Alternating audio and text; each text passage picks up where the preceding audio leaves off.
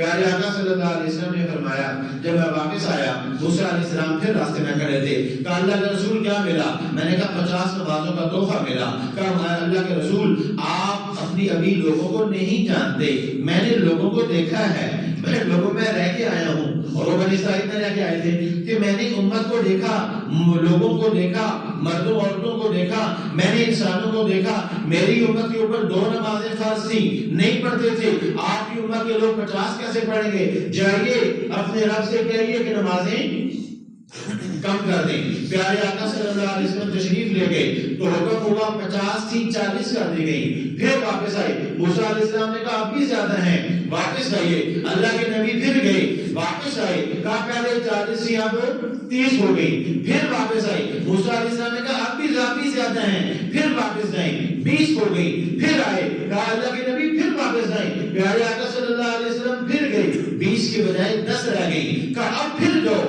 موسیٰ علیہ السلام نے کہا اللہ کے نبی چل پڑے، 10 کے بجائے پیچھے 5 رہ گئی، موسیٰ علیہ السلام نے کہا ایک چکر اور لگائیں۔ پیارے آقا صلی اللہ علیہ وسلم جب یہاں اوپر گئے، اللہ تعالیٰ سے زیارت ہوئی، ملاقات ہوئی، 50 نمازوں کا تحفہ لے کے واپس آئے، چھٹے آسمان پہ حضرت موسیٰ علیہ السلام سے ملاقات ہوئی، موسیٰ علیہ السلام نے کہا نبی جی کیا تحفہ ملا؟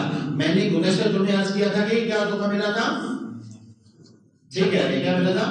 نماز کا، ایک تحفہ نماز کا ملا تھا، نماز کے متعلق عرض کرتا ہوں، ایک تحفہ نماز کا ملا تھا، دوسرا تحفہ ملا تھا پارہ نمبر 3 سورہ البقرہ، اس کی جو آخری آیتیں ہیں، آمن الرسول بما انزل الیہ من ربہ والمؤمنون، یہ آخری آیات ہے سورہ بقرہ کی، یہ آیتیں پورا قرآن نیچے اترا، یہ قرآن لینے کے لیے نبی آسمانوں پہ گئے، سمجھ آئی بات؟ یہ قرآن کا وہ حصہ وہاں اللہ نے اپنے نبی کو عطا فرمایا۔ جب انسان فوت ہو جاتا ہے، اس کو قبر میں دفناتے ہیں تو قبر کی سرحانی کھڑے ہو کے بھی آپ سب سورہ بقرہ کی شروع کی آیتیں پڑھتے ہیں، اور قوم کی طرف بھی شروع کے قرآن سورہ بقرہ کی آخری آیتیں پڑھتے ہیں، وہ یہی آیتیں ہیں، آمن الرسول، فرمایا اللہ نے یہ مجھے دوسرا تحفہ عرش سے دیا تھا کہ یہ بھی جاتے ہوئے ساتھ لے جاؤ۔ میرے آقا صلی اللہ علیہ وسلم نے اور بھی کئی ساری چیزیں ہیں، اس کے بعد کیونکہ نا خالی آسمانوں کو نہیں دیکھا، جنت کو دکھایا گیا، جہنم کو دکھایا گیا، دوزخ کو دکھایا گیا۔ ایک موقع پہ میرے آقا نے فرمایا میں نے دیکھا کہ کچھ انسان ہیں، ان کی ہونٹوں کو کینچیوں کے ساتھ کاٹا جا رہا ہے، میں نے پوچھا جبریل یہ کون ہے؟ جبریل نے کہا اللہ کے رسول یہ وہ لوگ ہیں جو دوسروں کو نیکی کی بات بتاتے ہیں اور خود عمل نہیں کرتے۔ اور آپ اندازہ لگائیں نا، محلے میں کسی کی لڑائی ہو جائے، سارے بولتے ہیں یہ غلط ہے یہ غلط ہے، اور کل وہ غلطی سارے خود بھی کر رہے ہوتے ہیں۔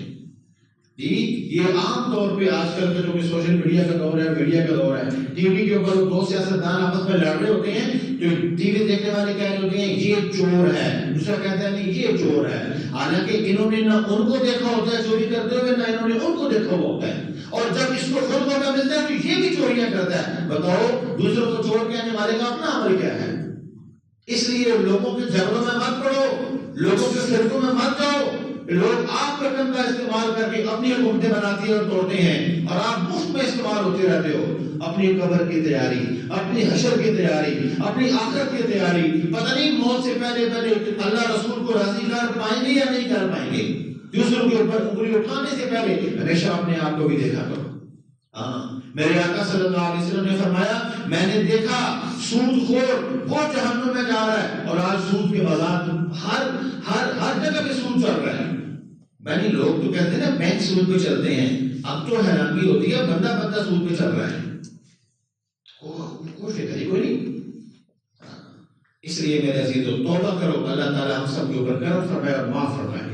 نیت کرو کہ معراج شریف کا واقع ہونے کا مقصد یہ تھا کہ ہم اپنی زندگی سے ان گناہوں کو نکال دیں گے۔ سود سے توبہ، چغلی سے توبہ، جھوٹ سے توبہ، گالی سے توبہ، بہتان سے توبہ، کسی کو حقیر نہیں کہیں گے، کسی کو برا بھلا نہیں سمجھیں گے۔ اگر میں مرتے ہوئے کلمے پہ مرا تو میرے سے خوش نصیب انسان کوئی نہیں ہے، اگر مرتے ہوئے کلمے پہ نہیں مر سکا تو اللہ ہی جانے پھر میرا کیا ہوگا، میرے سے افضل باقی دنیا کے لوگ ہیں۔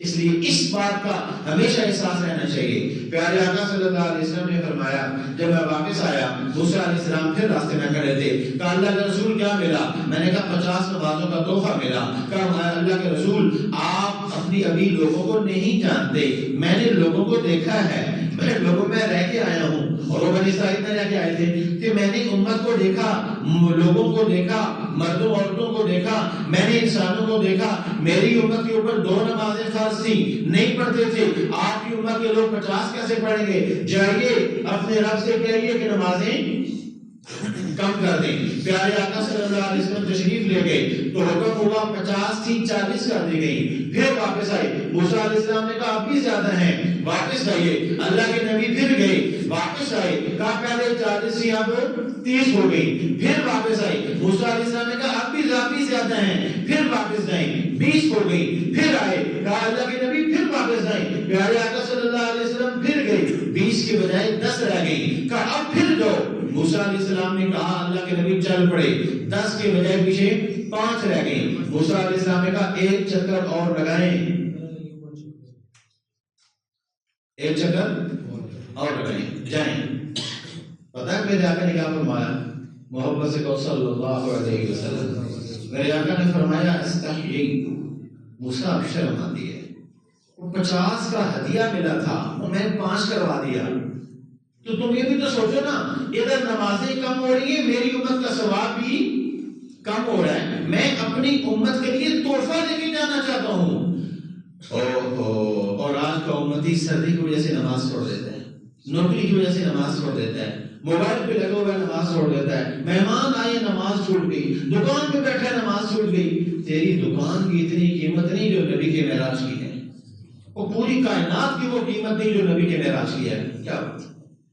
اور نبی اور اللہ کا تحفہ ایک یہ ہے کہ نبی مانگتے، ایک بات تھی وہ بھی بہت عظیم چیز ہے جو اللہ نے خود دیا کہ یہ محمد دین کے لیے، صدیق کے لیے، رسول کے لیے، غلام دین کے لیے، محمد دین کے لیے، احمد کے لیے، ابوبکر کے لیے، فلانے کے لیے، یہ سب ایک ایک بندے کا تحفہ آپ کے رب نے آپ کے دنیا میں آنے سے پہلے بھیج دیا تھا، یہ تو تحفہ ہے۔ پیارے آقا صلی اللہ علیہ وسلم نے فرمایا موسیٰ استحییت، مجھے شرم آتی ہے کہ میں جاؤں گا۔ غیب سے آواز آئی کہ میرے نبی ہم نے اپنا قرآن پاک کی آیت بھی ہے نا کہ اللہ کا قول نہیں بدلا کرتا، ہم نے آپ کا حکم تبدیل کیا، 50 نمازوں کا اجر تبدیل نہیں ہوا، 5 پڑھیں گے ثواب 50 کا ملے گا، کیونکہ قرآن پاک کی آیت ہے نا کہ ایک نیکی کرو گے تو کتنے کا ملے گا؟ 10 کا ملے گا، تو 5 50۔ تو میرے عزیز دوستو، یہ اللہ نے ہمیں عظیم، پورا دین ہی قیمتی ہے، نبی کا سارا دین قیمتی ہے، نبی کا سارا قرآن قیمتی ہے، نبی کی ساری حدیث قیمتی ہے، دنیا اور آخرت میں کامیابی کا واحد راستہ ہے یہ۔ بس عزم کرو، ارادہ کرو کہ جو ہو گیا سو ہو گیا، آج کے بعد ہم نے نہ نمازوں میں سستی کریں گے، نہ دین کے اوپر چلنے میں سستی کریں گے، انشاءاللہ کرتے ہیں انشاءاللہ۔ دن میں کتنی نمازیں پڑھیں گے؟ زور سے بول رہے ہیں آپ، ادھر والے بول رہے ہیں، ادھر والے نہیں بول رہے ہیں، کیوں جی؟ یہ لوگ باہر سے باہر بیٹھے، کیا مسئلہ ہے؟ میری بات آ رہی ہے؟ کتنی پڑھیں گے؟ مرد کہاں پڑھیں گے؟ ہاں، ساری مسجدیں کس کی ہیں؟ اللہ۔ ہم نے نماز کس کے لیے پڑھنی ہے؟ اللہ کے لیے۔ کیا کرتے ہیں؟ اللہ، خالص اللہ کے لیے، یہ نیت کرتے ہیں نا، اللہ۔ کوئی اتنا تو ہم کر لیں، پھر اللہ سے دعا مانگے، یا اللہ میں انسان ہوں، میں کمزور ہوں، میں گنہگار ہوں، میں خطا کار ہوں، میری نماز تو ویسے ہی ہے، اب تو فضل فرما، اس نماز کا ثواب بڑھاتے بڑھاتے بڑھاتے اتنا بڑھا جتنی تیری شان ہے، اور اس کا ثواب، اس کا اجر مجھے پھر عطا فرما۔ کریں گے نا انشاءاللہ؟ صرف خود کریں گے یا اپنے گھر والوں کو بتائیں گے؟ گھر والوں کو بتائیں گے نا، سختی سے نہیں، پیار سے، ڈنڈے سے نہیں، محبت سے، محبت سے۔ اللہ نے اتنی پیار سے باتیں ہمیں کہیں، ہم بھی اپنے بچوں کو، گھر والوں کو، اپنے جو ہمارے ماتا ہے تو ان کو بھی پیار محبت سے سمجھائیں گے، دیکھو بچے، نماز وہ واحد چیز ہے، سارا دین اللہ نے دنیا میں بھیجا، نماز کے لیے اللہ نے اپنے حبیب کو اپنے پاس بلایا تھا، اپنے پاس بلا کے کہا تھا یہ نماز کا تحفہ آپ کی امت کے لیے ہے، آپ کے لیے ہے، آپ کی امت کے لیے ہے۔